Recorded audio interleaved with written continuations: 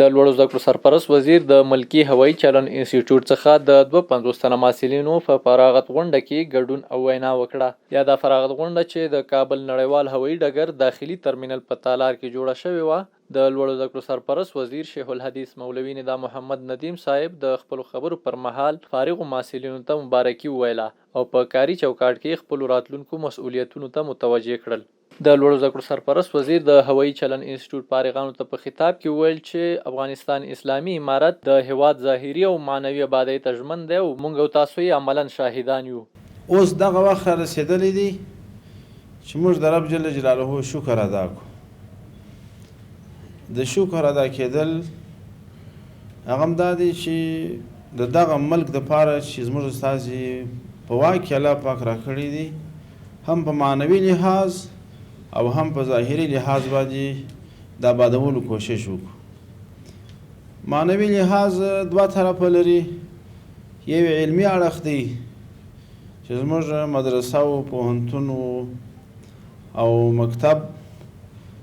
د علم په لحاظ باندې ترقي وکړي، په دې ملک کې په هر بخش کې علما پیدا سي، استادان پیدا سي، داسې هستي ولرو چې هر شعبه مو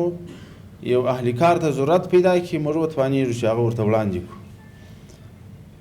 همدا ډول معنوي اړخ دی چې موږ کوشش دا وکړو چې کوم د رب جل جلاله اوامر او هدایاتو پر امین دي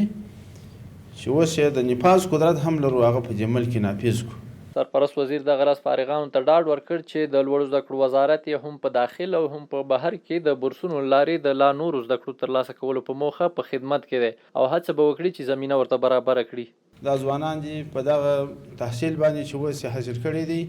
کفایت نه کوي، نور دې هم د خپل ظرفیت د ارتقا کوشش وکړي، ځانونه دې لیسانس ته ورسي، ماسټرۍ ته دې ورسي، دکتورا ته دې ورسي. په داخل د افغانستان کې هم زموږ وزارت دا کوشش روان کړی دی او که زموږ همکاري د ترانسپورټ او هوانوردۍ وزارت محترم مقام ته رسېدل په دغه بخش کې موږ سل په سل کې انشاءالله همکار یو،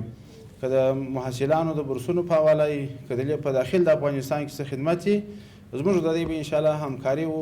هماهنګي په چارو کې. په غونډه کې د نور ویناوالو ترڅنګ د ترانسپورټ او هوایي چلند وزارت سرپرست ملا حمید الله خونزاده هم وینا وکړه او ژمنه یې وکړه چې فارغ شوي محصلینو ته په داخل او بهر کې د لا نور مسلکي زده کړو زمینه برابره کړي ترڅو له همدوی څخه د افغانستان د هوایي چلند په فعال ساتلو کې کار واخیستل شي. د یادونې وړ ده چې د ترانسپورټ او هوایي چلند وزارت اړوند د ملکي هوایي چلند انسټیټیوټ څخه 250 تنه د NTC او CNS په برخو کې له 2 کلونو زده کړو وروسته فارغ او د فراغت تصدیقونه یې ترلاسه کړل.